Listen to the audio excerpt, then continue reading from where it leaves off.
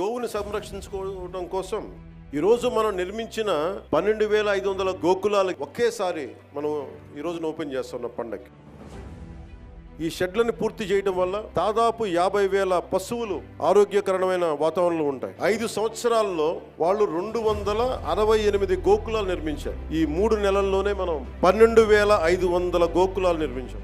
ఈ నెలాఖరికి మొత్తం 22,000 పైచిలకు గోకులాల పనులు పూర్తవుతాయి. ఈ స్కేల్లో, ఈ స్థాయిలో, ఇంత తక్కువ సమయంలో నిర్మించడం ఒక ఘనమైన విజయం.